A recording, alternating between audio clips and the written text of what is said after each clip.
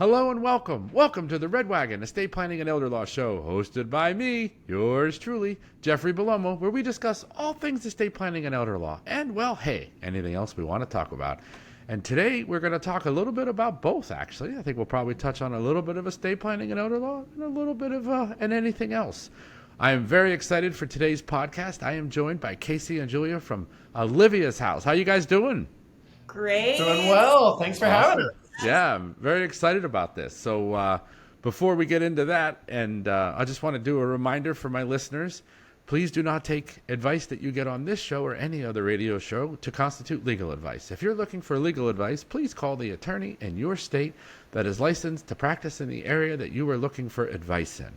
This is for informational and educational purposes only, and I highly recommend that if you're looking for legal advice, please contact an attorney. And if you're looking for education, certainly at Belomo and Associates, we do tons of education. We have weekly workshops for pre-planning, crisis planning, as well as special needs planning. And if a loved one passes away, we do have education in the probate and trust administration areas as well. And all of the education in our firm is absolutely free. So there's certainly all kinds of availability for education. And please reach out. We'd be happy to do that. If you're in another state or in another area, please reach out to an attorney in your area who can get you educated so that you understand your options. All right, well, let's get into it here. I'm excited. So why don't you guys tell us a little bit about what Olivia's house is and what you guys do there? Okay, great. Sure. I'll let Julia to it. Julia is actually our Yes. clinical director. Yes. So she's Ooh. responsible for working with all of the program families and all the calls. So I think she'd best explain what Olivia's house is. Absolutely. And Jeff, we're here right now. I'm sure you recognize the tree mural behind us. We got some books behind Casey. We are in our beautiful York Center right now. But Olivia's House is an organization of caregiving professionals and volunteers. We are fully dedicated to providing no cost grief and loss support to families in our community before or after they've experienced a loss of any sort. And Jeff, when I say our community, I mean our reach is really stretched even nationally and globally. So the community is growing, which is really cool. Oh, that's amazing. Very cool. And what were your specific role there? I mean, I know what the term clinical, but what does that mean for people like me? Absolutely. So we, as a nonprofit, we are a small but very mighty team. So while we're over here, our development director, Michelle, is next door getting all prepped up for our gala that's coming up in a few months. She is hard at work over there. Yeah, absolutely. But as the clinical director, I have the honor of being able to be the first contact that the families make when they come to Olivia's house. And I get to use my training and my experience as a clinical therapist to figure out what do they need? What do these individual families need? And how can we make sure that they get that support exactly how they need it? I think sometimes, Jeff, people get confused. So our title, A Grief and Loss Center for Children, it's pretty, it's nice, but sometimes we have to lay that out there. So usually families come to us after they've experienced the death of a loved one. Okay. And then we get into all the different parameters there. Not everyone's a loved one. You can come before a death, all those sorts of things. But when you think about death, that's really where we service and what we do. Yeah. That's what we know. So it's one of those kinds of things where we've been honored to work alongside of you for so many years. And Julia talked about our gala. You know, you've been a sponsor of the gala for probably the better part of a decade now. So that connection with you to be able to say, hey, you've got families and you're pre-planning for these families. We're also doing that, and we're working with these families so many times. If there's a terminal diagnosis, if there's a cancer diagnosis, we can help explain that. Do you know how to tell a 3-year-old? Do you have to tell a 3-year-old? Yeah, yes, and we can help you to do that. So it's not just after death then. It can be helping them through the diagnosis, okay, gotcha. Yeah. Absolutely. Yeah. And I just even had a call this week of a child with a parent that just has a chronic illness. It's not even terminal, but just how do you explain to a toddler these hospital visits and the exhaustion, and how do you explain it so that they're not thinking that they did something wrong or that something terrible is going to happen? They just need to understand what role the doctors are playing in mom's life. Wow. And Casey, what's your role at Olivia's house? Yeah, everything and anything. So my title is executive director, which really means I have the honor of really overseeing everything, making sure that we're here, keeping our doors open on the fundraising side of things, overseeing Julia on the programming side of things, doing the administrative part, the legal part every now and then, a little bit of everything just to make sure that we're still here. Chief bottle washer and cook too, right? Exactly, right? Exactly. That's And what I and tell everybody. Julie is right. There's four of us on staff. So we have two facilities. We span, York County and Adams County. Northern Maryland is kind of our hub, but we are nationwide. So I served on the National Alliance for Board of Directors, and we're continuing to educate worldwide, really. Yeah. I have to tell you, I had a little one. She was about, I think, 9 in the center yesterday. And I told her we have 2 Olivia's houses. And I said, guess how many people you think work for Olivia's house? And she said, 100? And I said, yeah, that minus 96. But So it close. really do make it look so easy. Yeah, absolutely. Not to brag, but No, you know we're you doing do. what we do. Yeah. And every time I realize and I think about there's only 4 of you, that just doesn't seem real. Like it just, Yeah. I see Yeah. you everywhere. I see the brand everywhere. People talk about you all over and how many lives you've touched. And I'm like, there's 4 people. Like we're not Yeah. talking about 100, Yeah. Yeah. We're hoping to hire someone here in the next year. So Yeah. that's a goal of ours, to add to our staff and add a little more to our program team. So that's a big goal. But, Jeff, we are an independent nonprofit. So we are not funded by the state or the government or any, hospital or hospice. We are built by this community, sustained by this community, which has a lot of great assets to it. But unfortunately, that keeps our staff small and mighty. Yeah. I wish we could have 10 Julias on staff. I've been trying to get him to clone me, but There's no way. She's so special, but that's one of those. I wish we had those kinds of resources and that ability, but we do a lot with what we have. Yeah. And under this one's guidance, I mean, we are a smooth sailing ship. That's amazing. How did Olivia's house come about? How did that even come to fruition? Yeah, that's a really good question, Jeff. And I know this podcast isn't like 3 hours long, so I'll try to give you the abbreviated version. Sounds good. Yeah, so my mother is our founder, Leslie. She went to school after she had a baby that died in utero, and her experience was awful. And she said, "There's got to be a better way to do this." So she went to school to be a bereavement therapist, something that didn't exist back then.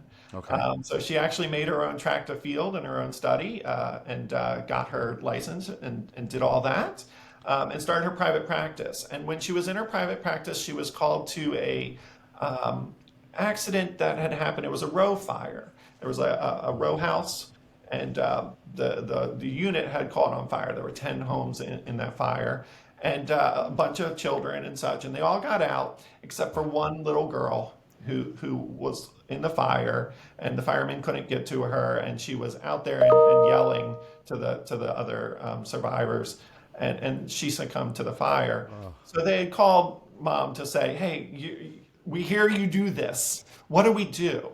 And so she went and she worked with those families and worked through the loss and worked through their bereavement and their trauma. And at the end, she said, "You know what? We need to do something." So she started writing the program, what she titled Hearts Can Heal. And she said, "I'm going to offer this to the community once a year through my private practice, and we'll see, kids being able to be with other children and learning from each other and having that experience." And her first year, she had 6 families attend. And it was great. There was a local funeral home who underwrote the cost so that she could provide it. The second year, she had 28 families. Oof. And it just kept growing to a point where she said, "You know what? There's something here." She was working in her private practice, so she was trying to bill insurance, and insurance was saying, "No, we don't believe in children's bereavement. That's not a thing." So she said, "You know what? Then I think we'll figure a way around it." And that's how she learned to become a nonprofit and incorporate and worked under the title Olivia's House. So she said, if insurance isn't going to cover it, then we'll give it away. And so she went to the community and said, "Is this something we want to do? Are there people who will help fund it?" And She got a resounding yes. That was 21 years ago that we incorporated it as Olivia's house. So we bought the property here at 830 South George Street and renovated it. It took us a year to do so. So our center now incorporates all the children's rooms and all their artwork and all of their space. So we're no longer in a rented basement in a church. Yeah. We're now here. So about 10 years ago, we expanded into Hanover, the Hanover community. So we have another center there, and we're doing programs year round now under our roof, and continuing to expand beyond that. So, yeah. And what is the cost? Oh, I'm sorry. What is the cost to the consumer if they have a tragedy and they want a child to go through the program? What does that look like for the family? Yeah, that's a really good question. And I'll let Julia speak a little bit to that. Because one of the things that we abide by here, Jeff, is that no two losses are the same. Right. I think that's one thing right now in our medical system that's making us struggle a little bit, is that we want a cookie cutter approach. And at Olivia's house, we don't believe in that. It all depends on the relationship with the person, the circumstances of the death, all those sorts of things. So the cost to a family to meet with us, to look at what's going on in their world, get some resources, get education from Julia, valuable education, and or possibly attend one of our programs. There's no cost for that, Jeff. Wow, that's all crazy. provided at no cost because of folks like you who are out there sponsoring our events and making donations. We're able to provide that at no cost to the community. Sometimes if a family calls Julia and there is a trauma or a mental health consideration, something like that, where therapeutic modality, a one-on-one therapy is about necessary, that's when we would have maybe a cost. Okay. It's not something that we do in-house. We would refer out to specialists that we've trained, that we work with. And you can imagine working with children, it's not going to be, let's send you to a cognitive therapist that they sit on the couch. No. So we have play therapists, we have art therapists, we have music therapists, we have equine therapists. So they have a cost. So we usually work with the family, see what insurance do you have? How can we help that? If there's a way around it. So we try to supplement that cost and make it affordable for families. Wow. And Julia, can you describe for the listeners, if a child was to go through the program, what does that look like for the child? How often is it? What are they going to be experiencing through the sessions with you? Great question. So at Olivia's house, we believe in closed-ended groups, which means there is a start date and a finish date, and we expect you and require you to attend every single one of those sessions. So the Hearts Can Heal program that Casey had mentioned that Leslie wrote at the beginning and is still the program we use today. Of course, we have made changes. We've incorporated technology once the internet got invented. We are always improving, adding, but the Hearts Can Heal program is still what we do. So it's 8 weeks long. We also have a program for our little ones, our preschool age. So that is called Little Ones. Okay. That's a 4-week program. But everything we do at Olivia's house involves the family. Okay. This is not a scenario where your child had a loss and you just drop them off at our front door and we're going to do something magic to fix them. Right. No. We are facilitating healthy, healing conversations between the family members. We're just getting at them developmentally. So I'm meeting with the parents in the parent group once a week for 8 weeks, and we're talking about what to do when your child asks you this question, and here's what to expect when your 7-year-old becomes a 16-year-old and they revisit their loss. So with the parents, it's a lot of education on how to support your bereaved child. And Casey had mentioned earlier, we often teach at Olivia's house that not all loved ones are loved ones. And that's the case often in the parent group, that maybe their child is mourning a father, but I didn't have a me being the mom, didn't have a relationship with the father. So I'm not actively mourning the love of my life, but we are here to educate that you are still parenting that child who's mourning her father. And you did have a relationship with this person at one point. So you may not be mourning the love of your life, but there is a bereavement process that takes place there. Wow, and I think having the parent active in that is probably one of the most key components to it. Jeff, immensely. That's one of the things I think when we talk about, and Olivia's house is on the edge of doing research and qualifying all of our programs and quantifying them. We've had them researched multiple times. The family component is what makes that successful. Yeah. being able to talk to. We always say our goal in our programs are, we have all of our education, we have our missions for every night, but our goal is to put them in the car ride home and have that dialogue start as they're going home and continue that conversation throughout the week. Yes. So I kind of really went heavy on the parents group, but I always like to just express, because that's such an important and unique piece that we offer. Yeah. And I even, as a bereaved child, I went through a grief program growing up where my mom did drop me off. And, she wasn't with my dad. So I got that message of, this is a me thing. This is something I need to deal with. Yeah. I wasn't getting the message that this is a family thing that we're all dealing with. And so I love that about Olivia's house. And from moment one, I just was so married to that value. But that's the parent group. The kids they're having fun, Jeff. They are upstairs. They're in their own rooms based on their ages. So we split them up into elementary, middle, tween, and then teens. And all of our children's groups are facilitated and led by our trained companions. So when I said we're, caregiving professionals and volunteers, that's where our volunteer force really comes in. And we do a 12-hour training with our new volunteers, our new companions. We make sure that they are prepared to walk beside these families as they are in our program. We've done the heavy lifting of writing the curriculum and making everything smooth. The volunteers just need to be that set of ears and set of eyes in the room, making the ship go. And are there some qualifications of the companions that you want them to have before they come in? I'm just curious about that. It's a good, no. As far as vocationally, no. And even if you do come in with, I'm a teacher, I'm a therapist, we will ask you to leave that role at the door when you come to Olivia's house. You are not a teacher here. You are not a therapist here. That's not what these kids need. We often go by the adage, Jeff, they're the wisdom givers, right? The kids are the experts. It's not you to tell them how they should feel. Wow. It's yours to say, tell me how you feel. Let's explore that. So so when looking for good companions and good volunteers, it's someone who can embrace that it's not about me. I don't have to have the answers. I'm just willing to hear. Yeah. So there's companions. Is there any other opportunities? I get asked all the time, how can I help? I know you're tied into this organization. What can I do? So how would you answer that question if somebody said, maybe I don't want to be a companion, maybe I don't want the time commitment, or I don't want the responsibility of working with the kids. What else could I do to help? What would you say? Yeah, it's a great question. And I'll say it's changing, pretty much daily here. Because of COVID, things, had to kind of get crunched down. So we lost some of those opportunities, but we're starting to come back. So I say to anyone who wants to volunteer, give us a call. Okay. You'll speak with Michelle, our other person who's next door. Yep. Michelle is in charge of all volunteers. And we always say where there's a will, there's a way.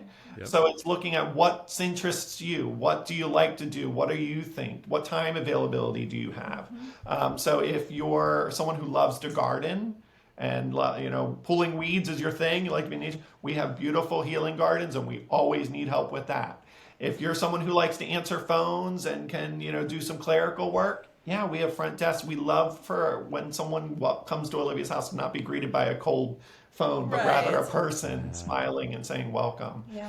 We have committees. We have our Gala committee. Julia talked a little bit about Gala. So if you love to make phone calls and secure auction items and build events, that's there for you. If you're a business type of person, we have a board of directors. That's all volunteer led.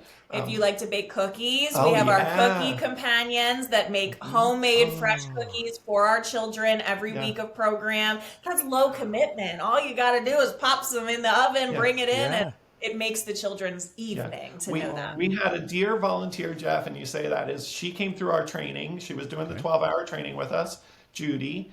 And she, at the end of the training, she goes, you know what, you guys, I don't think I'm emotionally able to do this. I really want to. I love what you do, but I think that would be too hard for me. I think I'd cry. I think I'd put my emotions on them. And I said, that's all right. I appreciate you sharing that. That's really honest and humble. She goes, but I'm a good baker. Can I do something there? And I said, you know what? Yeah. If you can make some fresh cookies, that'd be awesome. Jeff, when she brought these cookies, she wasn't kidding. They were just monster Yes, cookies, like- and the kids loved them, and the house smelled like fresh cookies.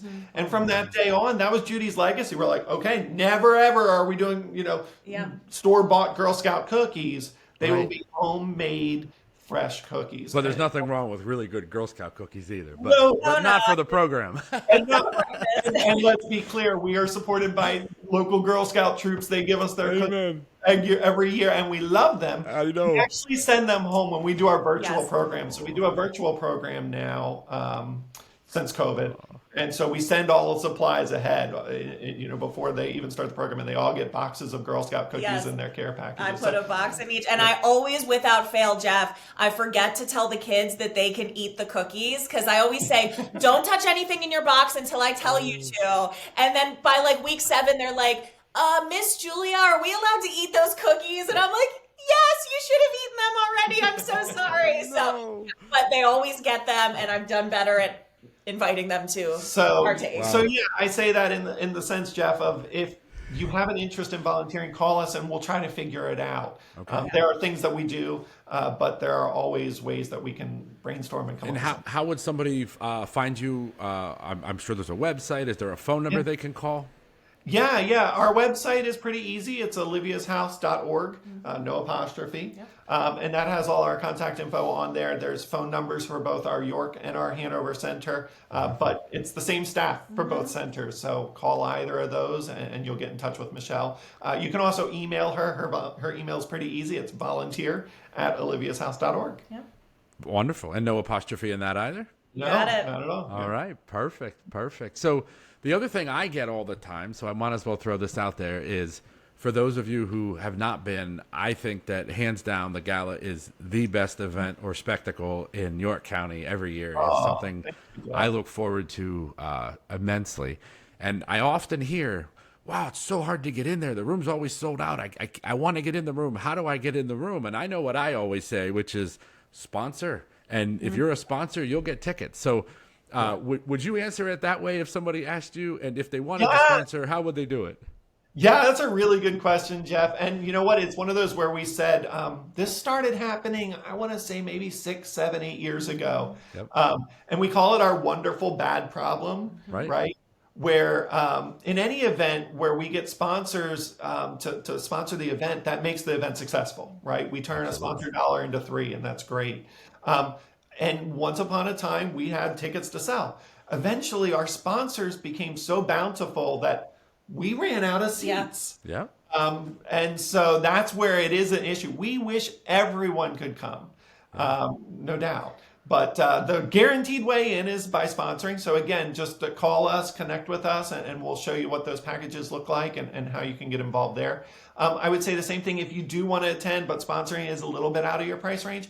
Call us as well. We have a wait list. So sometimes sponsors aren't able to attend. They want to support, they want to be there, but they can't make it. So they'll say, you know what, I have 6 seats, but I can't come.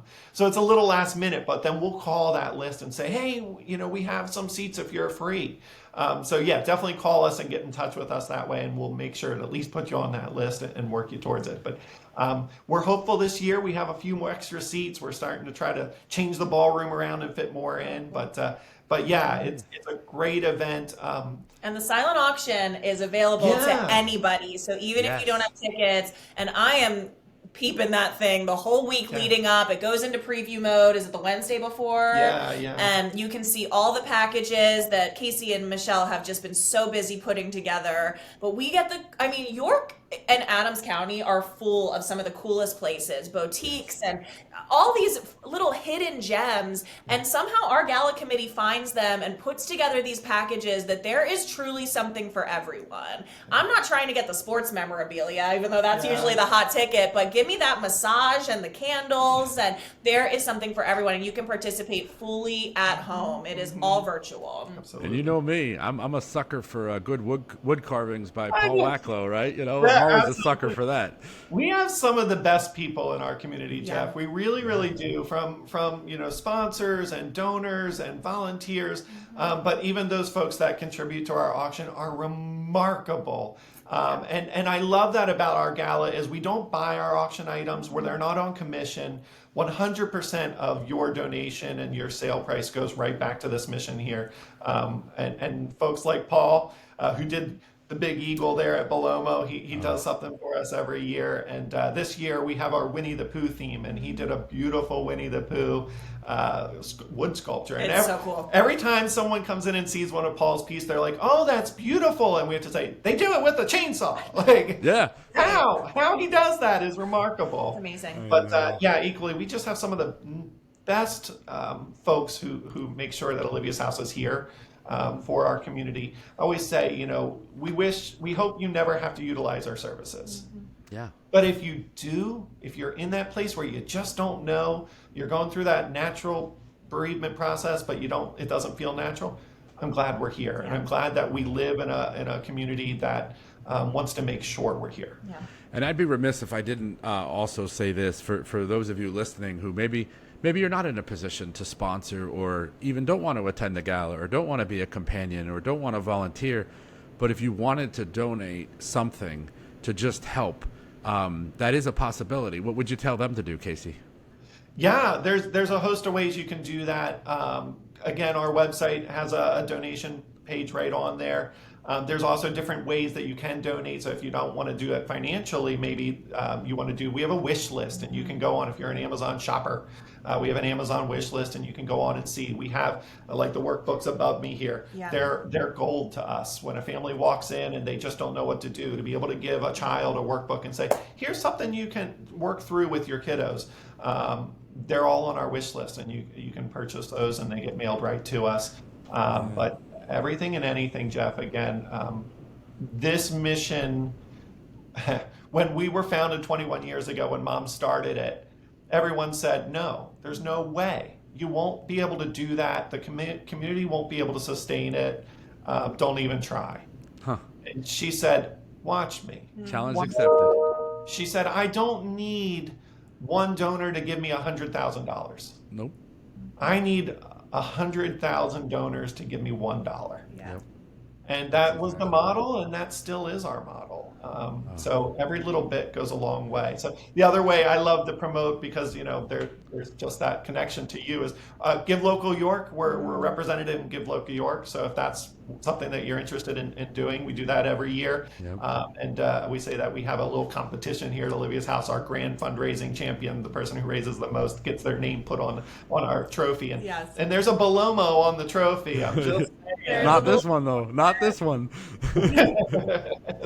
My wife, for those of you wondering who it is, my wife is a very big supporter, and she's a teacher, and several of her family's students that she taught over the years, 24 years now, have gone through the program. And I remember her coming to me about 4 or 5 years after a couple of the families went through, and she said, "I couldn't have done it without them and what they did for these families, and I want to give back. Are you okay if I go on the board?" And here we are, probably 20 years later, I'm guessing, and we don't let her go. We don't let good people get out of our clutches. We love them, and Whitney has been instrumental in this mission, and she embraces and embodies our model of care and our model of support. And I remember, Jeff, and toot our own horn.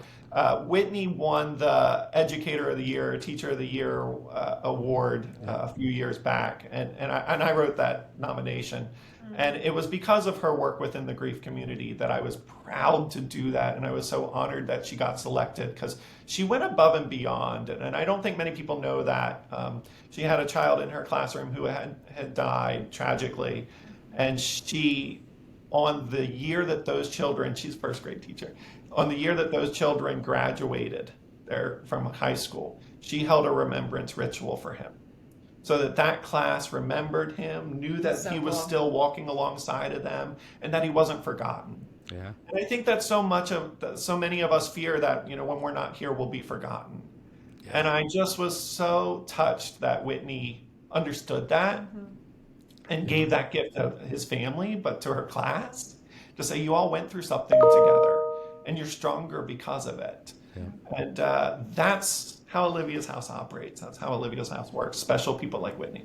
Yeah, and there's so many more, and the lives that you guys touch just can't be measured, and what you do for the community is just unmatched. And it's incredible to have you here. We are very lucky to have you. And for those of you listening, please, check out Olivia's house. It's certainly a life-changing for families, and if there's numerous ways to assist, numerous ways to help out.